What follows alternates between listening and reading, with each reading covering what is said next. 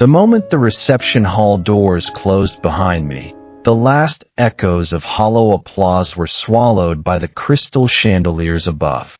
We were at the Astor Ballroom, a historic venue on Fifth Avenue that had hosted Sterling family events for 3 generations. 120 tables draped in ivory silk, each centerpiece an explosion of white peonies and champagne roses. The air was thick with the scent of expensive perfume, nervous anticipation, and beneath it all, the unmistakable undertone of alpha pheromones mingling with omega sweetness. I stood at the altar in a custom ivory tuxedo, my mother's sapphire cufflinks at my wrists, my heart beating a rhythm I'd memorized over 7 years. Today was supposed to be the day I became Lucas Sterling's husband. Today was supposed to be the beginning of everything we'd built together. Lucas Sterling, 34 years old. Alpha, heir to the Sterling real estate empire. The man I'd loved since I was 22, fresh out of Columbia with a business degree and stars in my eyes. The officiant's voice droned on, something about the sanctity of union, the bond between Alpha and Omega. I barely heard it. My attention was fixed on Lucas, on the way his jaw was set too tight, the way his alpha scent, usually warm sandalwood and cedar, had an edge of something sharp and metallic underneath. Lucas, the officiant prompted gently. The ring. Lucas reached into his pocket and produced a small velvet box. Inside was the ring I'd spent 3 months designing. A platinum band with a single flawless emerald-cut diamond, the inside engraved with our initials, LS and JAM, intertwined. I'd visited the jeweler a dozen times, adjusting the width, the weight, the way it would sit against my skin. My phone buzzed in my clutch bag. I had no intention of checking it, but a photo on the screen caught my eye. It had been taken the night before, at 1:17 a.m., in the back alley of the hotel. Lucas's arm was wrapped around the waist of his childhood friend, Ethan Walsh. The Omega who was supposed to be standing as a guest, someone I'd always been told was like a brother to him. I looked up. Lucas was holding the ring box, but he wasn't walking toward me. His gaze slipped past my shoulder, landing somewhere in the guest seating. I turned my head slowly. Ethan Walsh stood near the front row, wearing an ivory suit that matched mine too closely to be a coincidence. His eyes were wet with tears, his Omega scent, sweet vanilla and honey, thick in the air, cloying and wrong. His left hand was extended, palm up, waiting. Lucas, Ethan's voice carried through the microphone, soft and trembling. This ring has always belonged to me. You know that. The 120 tables went silent. Someone gasped. My mother's hand shot out and gripped my wrist so hard I felt her nails dig through the fabric of my tuxedo sleeve. Lucas took Ethan's hand and slid the ring, my ring, onto his finger. It fit perfectly. Of course it did.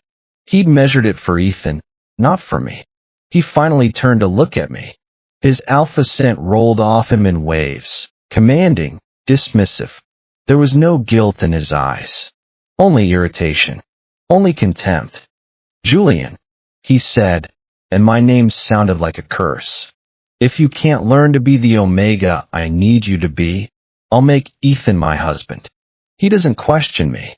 He doesn't treat me like a problem to be solved. He trusts me. Ethan let out a soft sob, his hand pressed to his chest, the diamond sparkling against his pale skin. I took exactly one step forward. The pearls my mother and I had hand-sewn onto the hem of my jacket over 2 sleepless nights swayed with the motion.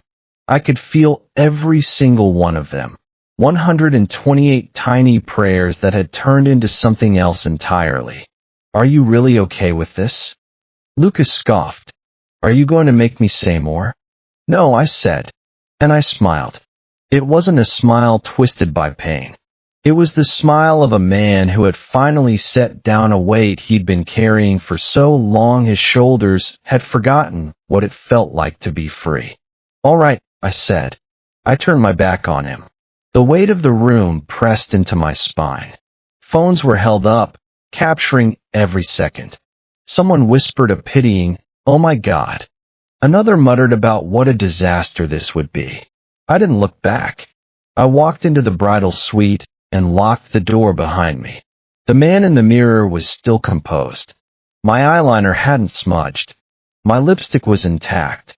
I removed my jacket slowly, folding it over the vanity. Beneath it lay another velvet box, the ring I had intended to give Lucas, a simple gold band with a handwritten card I'd rewritten 5 times. "Let us keep looking in the same direction." I didn't open it. Instead, I pulled out my phone and dialed the saved number. "Mr. Hayes?" I said when he answered. "Don't cancel the reception. Please proceed with Plan B as scheduled." On the other end of the line, Marcus Hayes, my attorney, my partner in crime for the last 3 months, paused. "You're sure?" His voice was low, deliberate. "I've never been more sure. Julian, the Sterlings will come at you with everything they have." "I know." I pulled a heavy envelope from my bag, sealed with red wax. 3 months ago, when I'd prepared it, I prayed I'd never have to use it. "I'm done being quiet just to keep someone else comfortable," I said, meeting my own eyes in the mirror. "Understood. Let's begin." I ended the call and tore open the envelope. The sound of ripping paper was unnaturally loud in the quiet room. At that exact moment, someone knocked on the door. My mother's voice, strained and thin. "Julian?" I put the envelope back in my bag and opened the door. My mother stood there in a navy evening gown, a small vintage pearl brooch pinned to her chest, the one I'd bought her with my first paycheck. She'd stopped wearing it years ago, claiming the clasp was broken. She looked at me, pressed her lips together, and said only, "Let's go." I nodded. That day, I didn't run away from my wedding. I started walking toward my own life. A black Lexus waited in the hotel's underground parking garage. Marcus Hayes stood by the rear door, in his early 40s, salt and pepper hair perfectly styled, a severe charcoal suit that matched his demeanor. When he saw me, he didn't offer consolation. He just gave a short nod. "I'll drive." That was all I needed. My mother and I slid into the back seat. As the door closed, the noise of the venue faded into the rhythm of the city outside. My mother's hands were clenched in her lap, knuckles white. "Julian." Her voice cracked. I couldn't say anything in there. I couldn't. I wrapped my hands around hers. They were cold as ice. "I know, Mom. I saw you trembling." That was enough. Tears welled in her eyes, but she didn't cry. My mother had always been the kind of person to straighten her spine before she let herself fall apart. She'd raised me alone after my father died, bowed her head to relatives who looked down on us, even sold her engagement ring to keep me afloat when my business was struggling. Now she was here, watching her Omega son be humiliated in front of Manhattan's elite. "I'm going to be okay," I told her. "We're going to be okay." She squeezed my hands, and I squeezed back. The car drove us away from Midtown, toward a rundown warehouse district in Brooklyn. The building was 7 stories of faded brick and broken windows. 3 years ago, when I'd founded my tech company, this had been my first office. $800 a month, no heat in winter, no AC in summer. Lucas had never visited. He'd just laughed and asked what I was doing in a dump like that. The main elevator was broken, so Marcus and I took the freight lift to the 7th floor. Yellow emergency lights flickered in the hallway, casting long shadows at our feet. Inside the office, an old desk sat covered in dust. Stacks of white cardboard boxes lined the walls. Pinned to a whiteboard were photographs, timelines, bank transfer records, corporate registries, hotel receipts. Red and blue markers traced connections, circled details, wrote annotations. Marcus stopped in front of the board. You've been preparing for 3 months. Why 3 months? I opened a cardboard box and pulled out a file. March 12th. The day he told me I just wouldn't understand. That afternoon, Lucas had texted me saying he was working late. I'd started slow braising short ribs, his favorite. But that evening, I spotted his car in a Tribeca underground garage, parked beneath the building where Ethan Walsh worked. I sent him the photo. He replied 6 minutes later, claiming he was just picking Ethan up because his car had broken down. He came home at 11 that night. I'd left the cold stew on the dining table. He took one bite and frowned. It's cold. It would have been hot if you hadn't been late. He didn't question the accusation.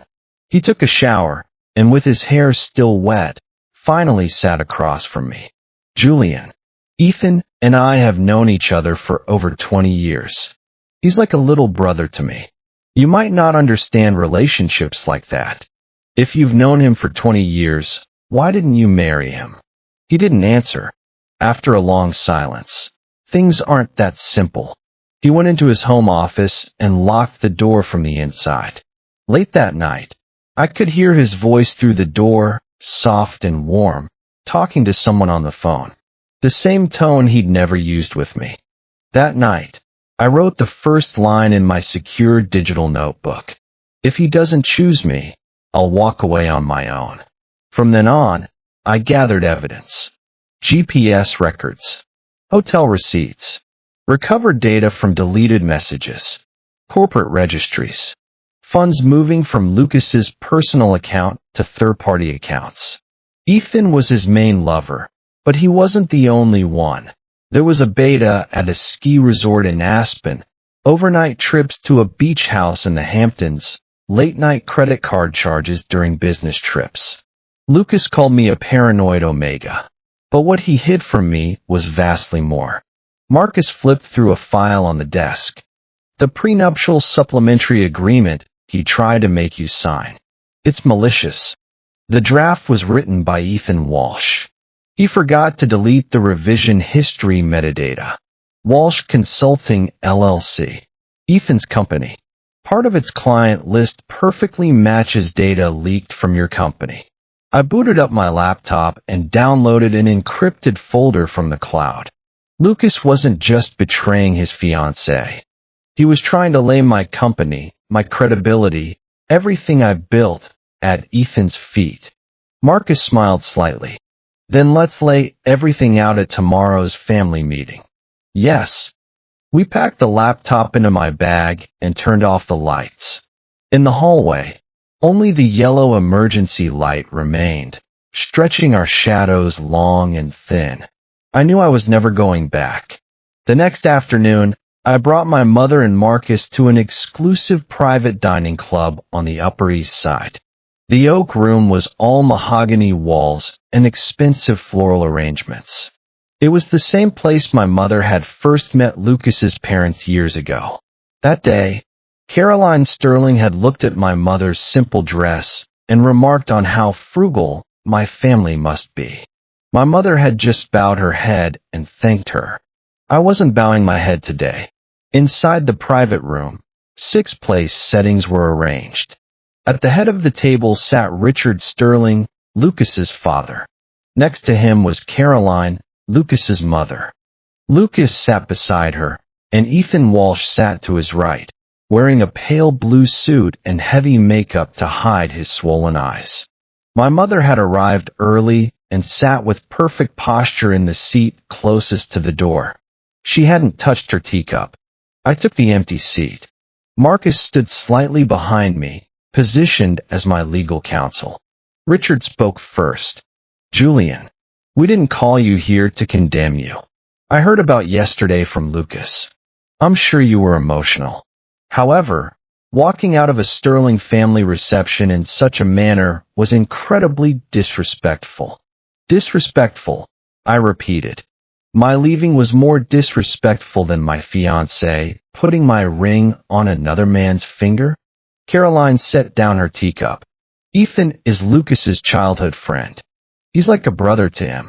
If you suspect him excessively, it hurts Ethan too. Ethan's shoulders trembled. Julian, I really didn't mean for that to happen. Lucas just suddenly did it yesterday.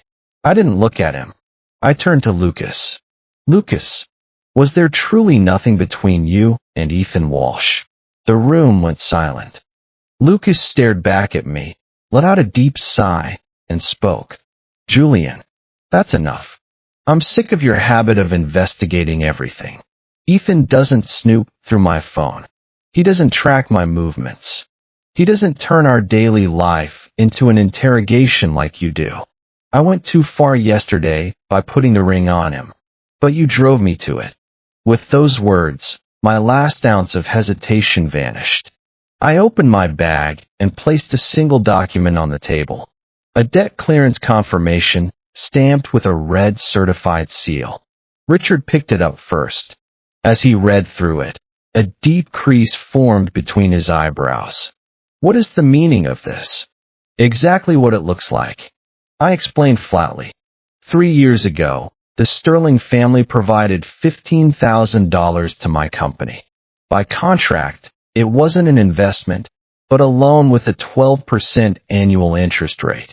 Over 3 years, I've repaid the principal and the interest, totaling $17,685 last month. I received this clearance confirmation from your legal department. Caroline's face paled. Why would you repay something like that exactly by the book? If it weren't for that $15,000, your company would never have gotten off the ground. Yes, that's why I'm grateful, and that's why I repaid it in full, including the interest. I looked directly at her. But Caroline, you can't charge someone interest and later call it charity. If you expected repayment, it was a debt. If you wanted to call it a favor, you shouldn't have made it a loan contract in the first place. Caroline's lips trembled. My mother, sitting next to me, took a small breath. Richard placed the document on the table. Julian, was this your plan all along? No, not from the beginning. I pulled out a copy of the prenuptial draft. This began the day Lucas demanded my signature on this supplementary agreement. Richard looked at his son. Lucas, what is this? Lucas's expression shifted. It's just a standard prenuptial. A normal arrangement to manage our joint assets after marriage. It isn't standard, Marcus interjected quietly. This draft explicitly lists joint management rights over Julian's proprietary client credit evaluation models, supply chain risk systems, and investment algorithms. This drastically exceeds the scope of a standard marital asset agreement. I spoke to Lucas. You told me this was for us to support each other as husband and husband. But when I checked the revision history of the draft, the initial author was Ethan. Ethan's face went white. That's a misunderstanding. I just formatted the document for him. Formatting doesn't involve listing my company's core assets item by item. Marcus continued. The electronic data has been authenticated with a timestamp by a third-party agency. It's fully admissible as evidence in a lawsuit. The atmosphere shifted entirely. They finally realized what was happening. This wasn't a family dispute caused by a jilted Omega. This was corporate espionage. I placed a third document on the table. Walsh Consulting, LLC. Managing member Ethan Walsh. Established November 17th last year. Starting capital $10,000, of which $4,700 was wired from Lucas's personal account through an intermediary account. Ethan began to shake. Julian, it's a misunderstanding. I just wanted to start my own business. Lucas only helped me a little bit. I never intended to steal anything from you. I took out my smartphone and played an audio recording. Ethan's voice filled the room. Lucas, are you sure we won't get caught? Julian is sharp with numbers. What if he realizes my client list overlaps with his? Then Lucas's voice. He's too busy with the wedding preparations. He won't notice now. Even if he does, I'll shut him up. Julian hates making a scene more than anything. Once we're married, I'll gradually transfer the management rights over to you. He's stubborn, but in the end, he'll have no choice but to leave it to me. The recording stopped. No one said a word. Ethan's lips were quivering. The blood had drained from Lucas's face as he stared at me. Richard gripped his fists. Caroline clutched her chest. I looked around at all of them. You think you ruined my wedding yesterday. But you're wrong. It was broken a long time ago. The day Lucas told his first lie. The day I believed it. The day you all mistook my silence for weakness. It was already broken. Richard was a businessman. He immediately lowered his voice. Julian, state your terms. An apology. A settlement. If we can resolve this through discussion, the Sterling family is willing to negotiate. I placed a formal legal notice on the table. First, Lucas and Ethan will issue a public apology, admitting to the humiliation at the reception and the misappropriation of trade secrets. Second, Walsh Consulting LLC will be liquidated, and all use of my company's data, models, and client lists will cease immediately. Third, payment of $350,000 in indirect damages and lost profits. Fourth, Lucas will permanently waive any future claims to my company's assets. Caroline shrieked. $350,000? Are you out of your mind? If this goes to court, the amount will increase. Ethan grabbed Lucas's sleeve.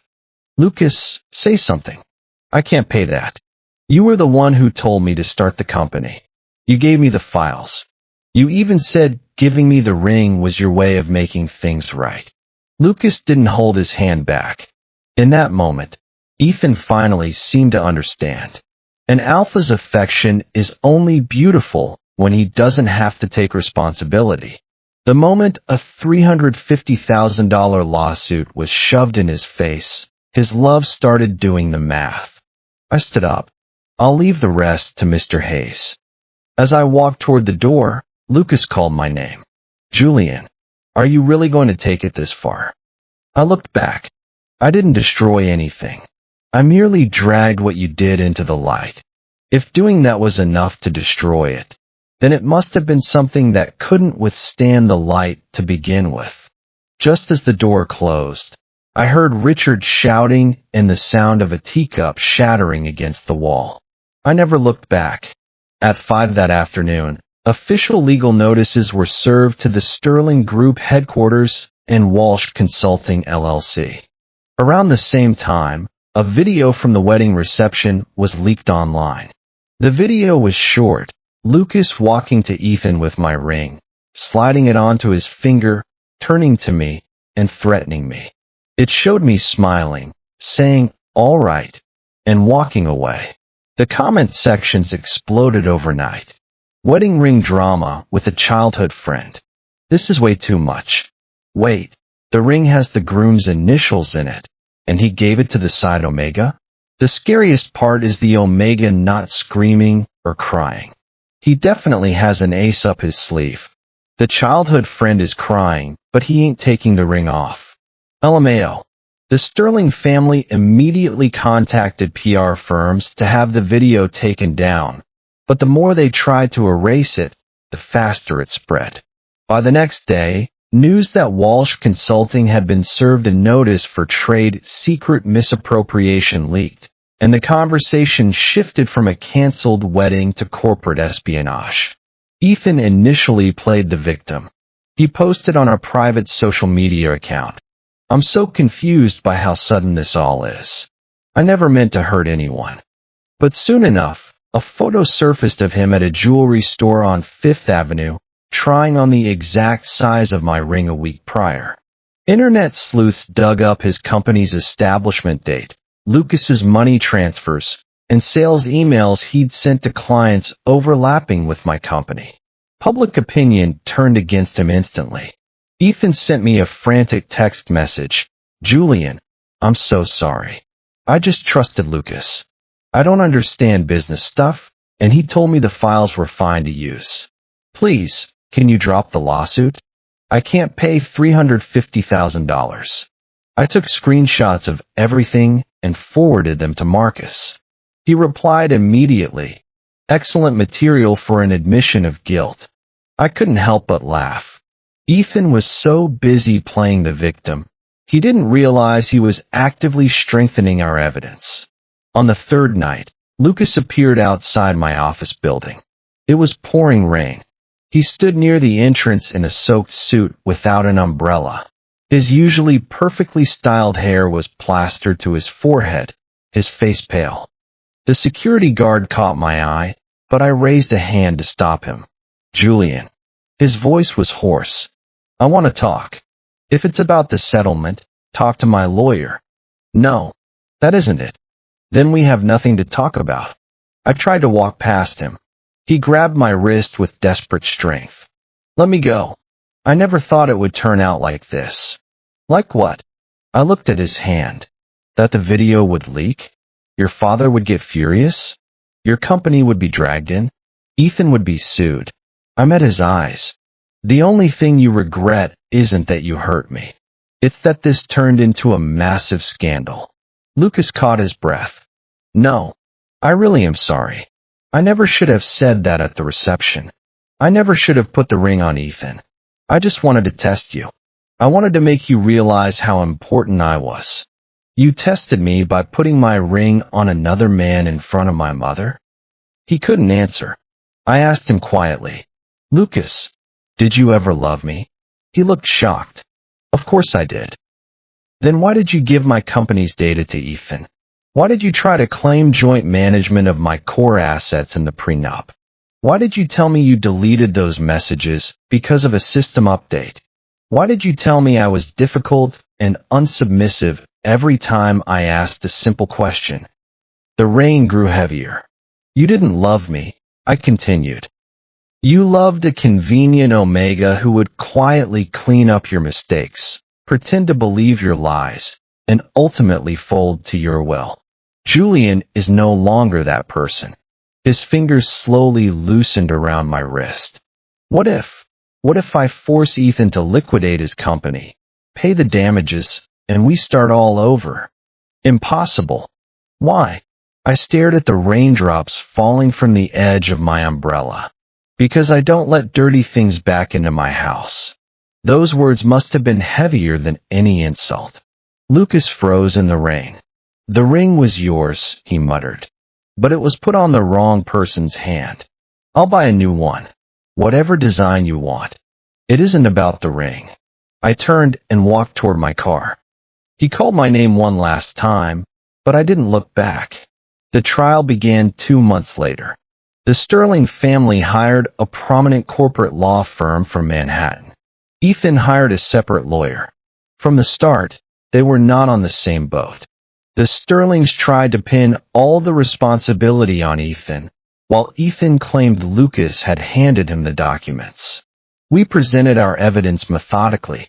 The routing history of the data, the cloud edit logs, the creation timestamps of the prenuptial draft, the flow of funds, GPS records, hotel receipts, autosync files found on an old social media account.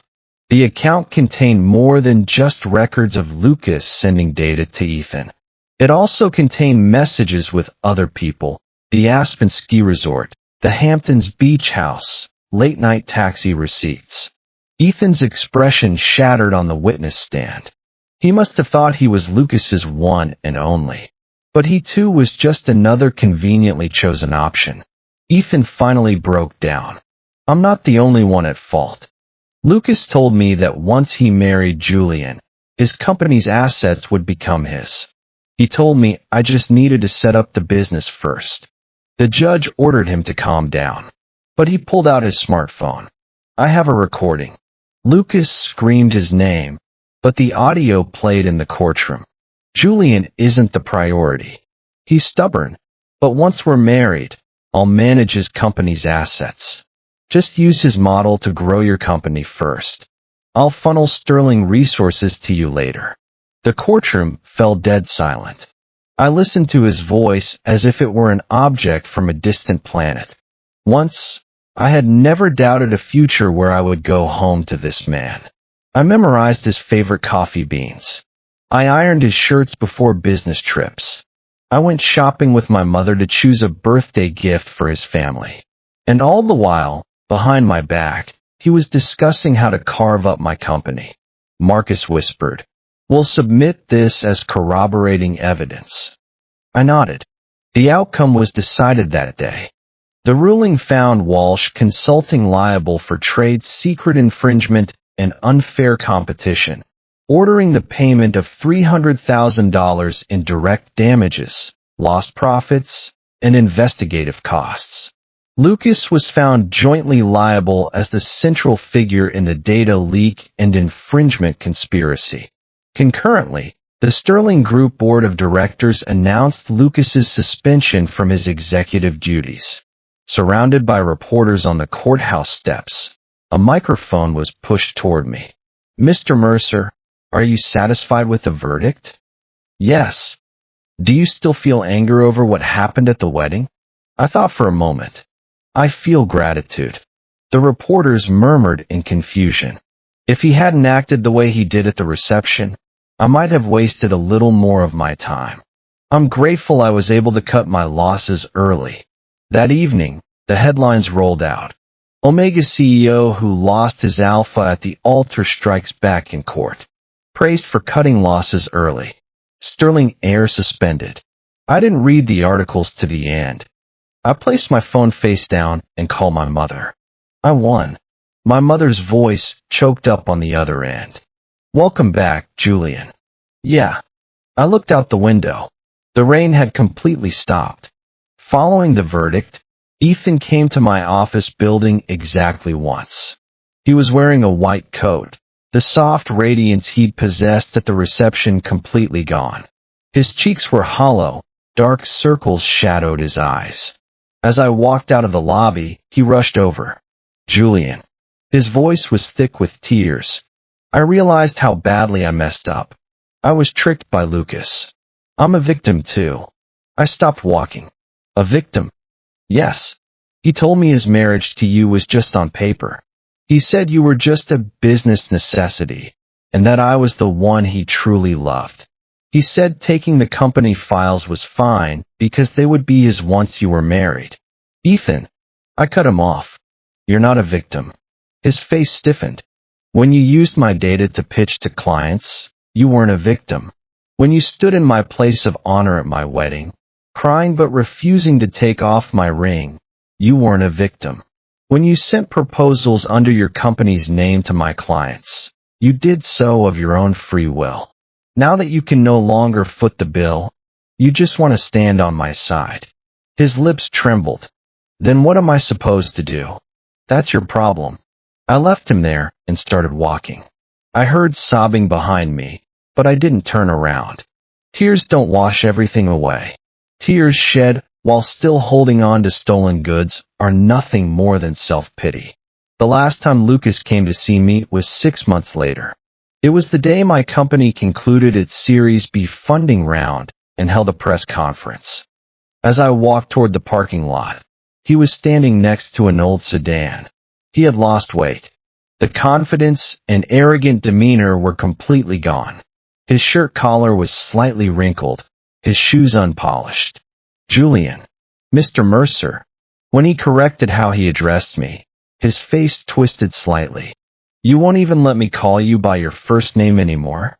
We're no longer in a familiar relationship." He pulled a red ring box from his pocket. I knew immediately what it was. The ring I had chosen.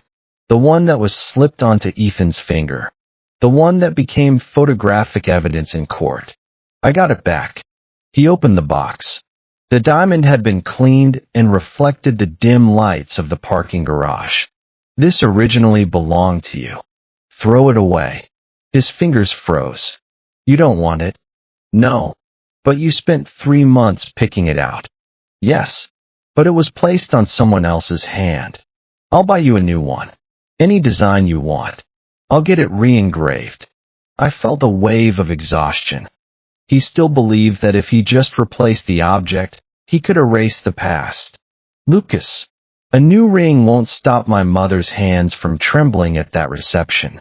It won't erase the fact that you leaked my company's data. It won't erase your voice telling me I was unsuited for you. I want to compensate you. Pay the compensation in installments as ordered by the court. He smiled bitterly. You really treat everything like a business transaction, don't you? If I don't, you'll just use my emotions again. After a long silence, Lucas spoke in a low voice. Can we really never go back? We can't. If that reception hadn't happened, would things have been different? I shook my head. No. We passed the point of no return long before that. The day you told your first lie, and I pretended to believe it. The day you mistook my compromises for weakness. The day you tried to use my hard work as someone else's stepping stone. It was already over right then. A tear fell from his eye. I looked at that tear and realized my heart didn't waver in the slightest. It was strange. In the past, if he merely looked a little tired, I would worry, choose my words carefully, swallow my own feelings so as not to hurt him. Now I simply thought, so this alpha knows what pain feels like too. Julian, I'm sorry. I accept your apology. A spark of hope returned to his eyes for a split second. But I don't forgive you. The light died. I got into my car. Just before the door closed, he called my name. But I didn't look back. 1 year later, I bought my mother a new brooch. A small, elegant piece made with genuine seed pearls. On the night of her birthday, I pinned it to her dress. This must have been expensive. You're worth that much and more, Mom. My mother smiled shyly in front of the mirror. She no longer needed to make herself small to please others. Yeah. She touched the brooch. I used to always think that I just wanted you to have a good marriage. That was all I thought about. But now it's different. Marriage or no marriage, it doesn't matter. The only important thing is that you never sell yourself short. I hugged my mother from behind. I will never do that again. Promise. Promise. Since then, I was incredibly busy. The company grew rapidly. Our credit scoring model proved highly effective for small business financing, leading to a series of partnerships with regional banks and logistics companies. The business the Sterlings had once looked down upon as a tiny mail-order support firm had grown into a major industry player just a few years later. On the day of our IPO, I stood on the balcony of the New York Stock Exchange to ring the opening bell. In the VIP gallery were my mother and Marcus. My mother wore her new pearl brooch proudly. Marcus raised a glass of champagne in his sharp, white suit. As I rang the bell, my mind drifted back to that old Brooklyn office. The wind blowing through the taped windows. The flickering yellow emergency light. The sentence I typed into my secure notes late at night. If he doesn't choose me, I'll walk away on my own. I was terrified back then. My hands were shaking. But I still typed it. I wrote it down. I gathered evidence. I reviewed the contracts. I paid off the debt and asked for help from the people who mattered. People aren't strong from the start. But if you refuse to take a step backward day after day, by the time you realize it, you're already moving forward. Following the IPO, I met Nathaniel Voss at an industry networking event. He was a partner at a prominent MA fund, known for being relentlessly cold and formidable. An alpha in his mid-30s, tall, broad-shouldered, with gray eyes that missed nothing. His scent was cedar and something metallic, sharp, clean, and utterly unapologetic. The first time he reviewed my business proposal, he pointed out 47 flaws. I countered 31 of them on the spot, took the remaining 16 home, and fixed them in 2 days. At our next meeting, he finished reading the revised document and said flatly, "You're tough, Mr. Mercer. I thought you hated giving compliments, Mr. Voss. I compliment facts. That was how it started. He wasn't a man who strung together beautiful words. He read every document with absolute sincerity, sparred with me mercilessly in debates, and understood that what I needed was never comfort, but options. One day, when I was struggling with a complicated acquisition deal, he dropped a thick stack of files onto my desk. How do you want to play this, Julian? I couldn't answer for a moment. Lucas used to always say, "You don't understand. Don't meddle. Just be submissive." Nathaniel said, "How do you want to play this?" It was a question that proved he believed I was a person capable of winning. Our romance began very slowly. Marcus joked that our romantic due diligence phase was entirely too long. I replied that being cautious was perfectly fine.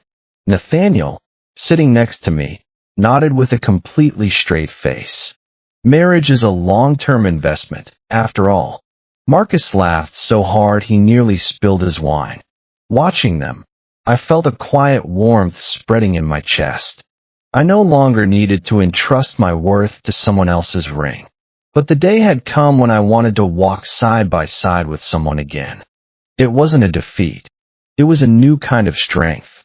Nathaniel Voss proposed to me in his car on the way back from my mother's birthday dinner. There was no flashy production. We had dined in a private room at an excellent restaurant with my mother, Marcus, and a few close friends. Since my mother had had a bit too much wine, we sent her home in a cab first, and Nathaniel and I walked slowly through the city night. The early summer breeze felt wonderful. The leaves on the street trees rustled softly. After getting into his car, he didn't start the engine immediately. "Julian." "Yeah. Do you mind if we talk about something other than investments for a moment?" "That's rare for you." He smiled wryly and pulled a box from the center console. A navy blue ring box. My breath hitched. The memory of my canceled wedding was no longer painful. Even so, the sight of a ring box quietly brushed against an old scar inside me. A ring can be a blessing, a restraint, or an instrument of humiliation. I knew that all too well. Nathaniel opened the box. The ring was incredibly simple, a modest diamond set on a thin platinum band. Engraved on the inside were tiny letters, "Julian belongs to Julian." The moment I saw those words, the back of my eyes grew hot. "This isn't meant to bind you." Nathaniel's voice was low and direct. "Marriage doesn't mean you have to surrender your edge. You don't have to hide your strength. You never have to be submissive." He looked at me. "I want to stand beside you. Not stand in front of you to protect you. Not manage you from behind. But be the person looking at the same map right next to you." I stayed silent for a long time. Then I slowly reached out my hand. "Nathaniel." "Yes. I absolutely hate wedding drama." He nodded seriously. "I won't cause any. This ring will only ever be placed on your hand." I let out an unexpected laugh. "That is crucial. I acknowledge it as a top priority." I held out my hand. He slipped the ring on. The cold metal touched my skin and slid smoothly down to the base of my finger. There was no pain. There was no suffocation. Just a quiet unraveling of something deep inside my chest. We kept the wedding small. It wasn't in a Manhattan luxury hotel, and there were no 120 tables. It was held at a small garden restaurant in the Hudson Valley. We only invited my mother, Marcus, my company's founding members, and Nathaniel's close friends. The floral arrangements were simple whites, blues, and greens. I didn't wear the jacket with the 128 hand-sewn pearls. That jacket was packed away in a box. I hadn't thrown it out, nor did I hate it. It simply had fulfilled its purpose. It was the jacket that let me walk straight out of the most miserable place on earth. It wasn't a garment of defeat. It was the armor I wore on the day I took my life back. On this day, I wore a light, breezy ivory suit. No long train. No complicated embroidery. Just a simple suit that let the wind pass through. My mother adjusted my lapel pin. In the mirror, her eyes were already shining with tears. Julian. Yeah. You look truly happy today.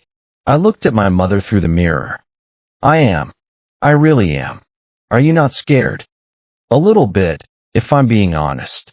My mother smiled in relief. If you can step forward even when you're scared, you'll be just fine. Nathaniel was waiting beneath a floral arch.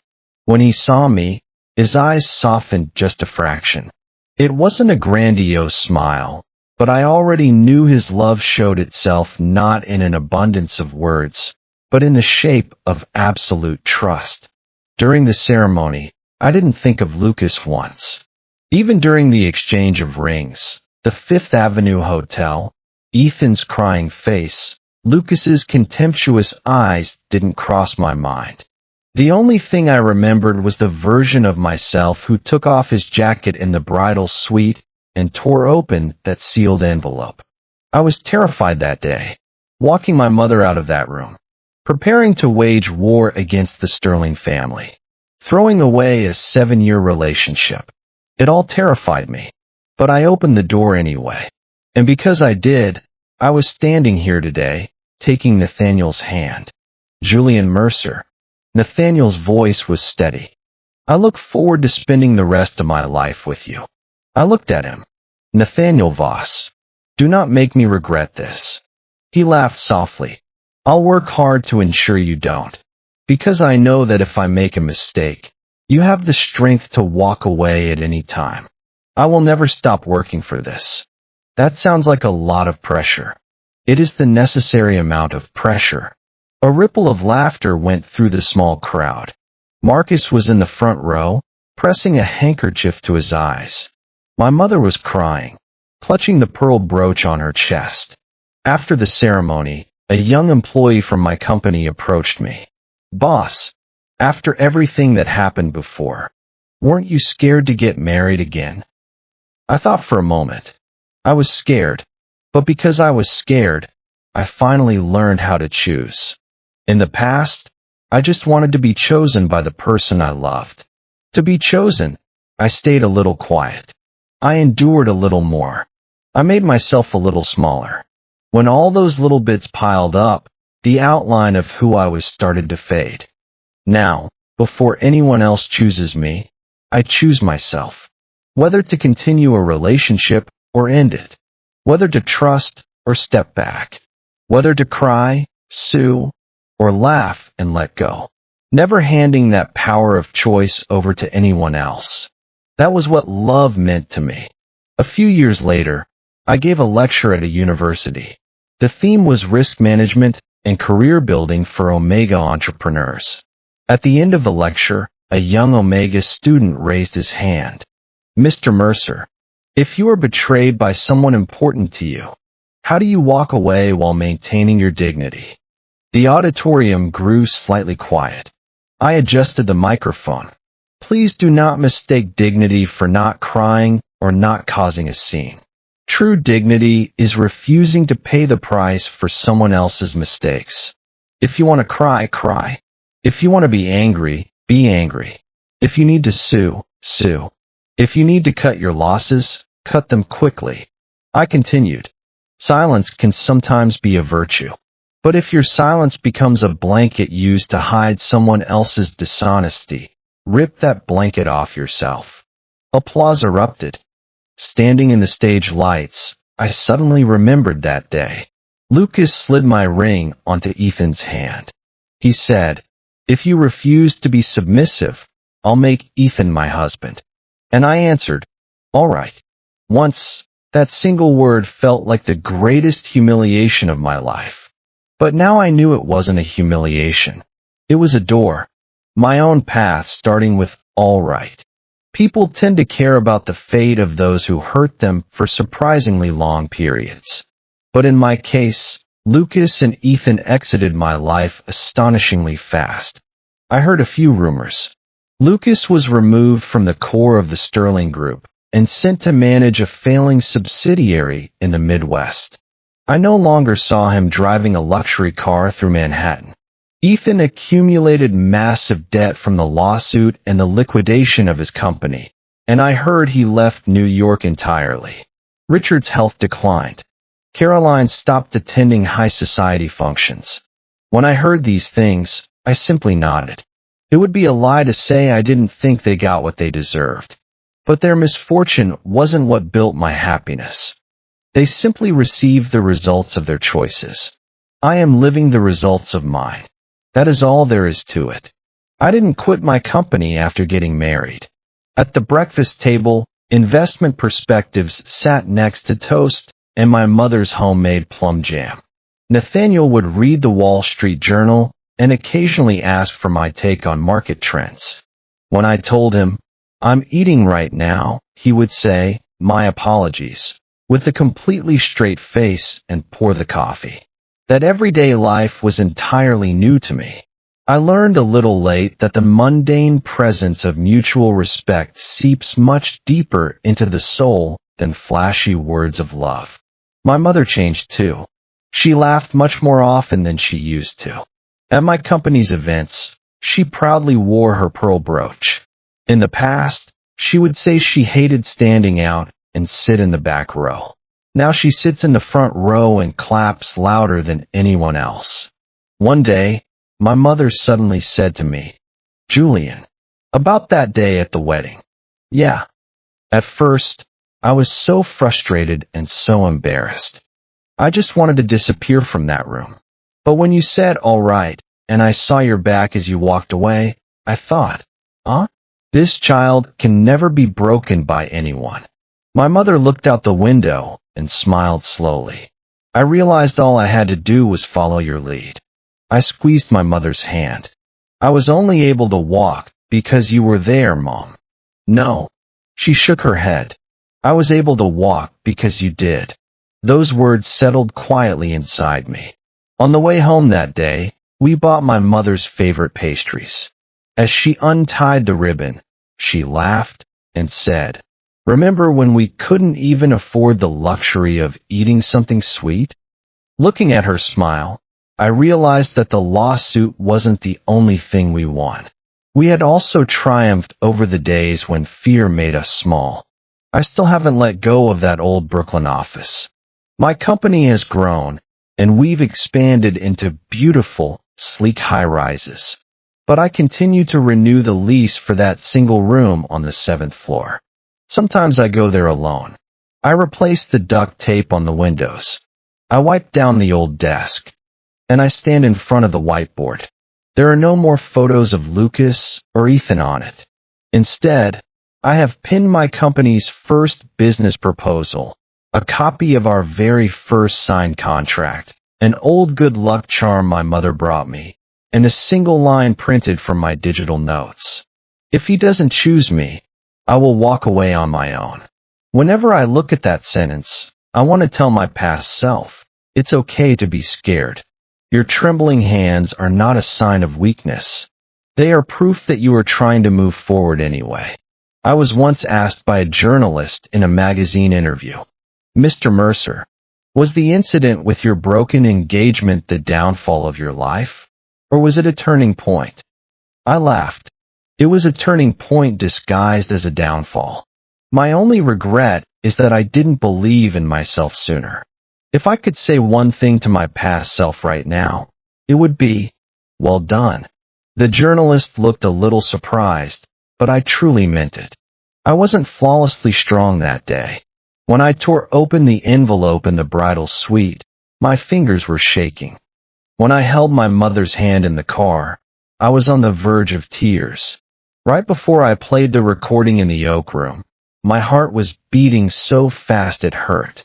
In the courthouse hallway, I took deep breaths over and over. But I still did it. And because I did, I am who I am today. In stories, it is often said that living well is the best revenge. I think that's slightly incorrect. You don't need to become happy for the sake of revenge. Happiness isn't a weapon to flaunt to someone else. It is a quiet life you protect for yourself. brewing your favorite coffee in the morning, calling your mother, facing difficult problems at work, clashing opinions with Nathaniel, spreading documents across the table and debating fiercely, going to the grocery store together on the weekend and laughing as he seriously inspects the freshness of the vegetables.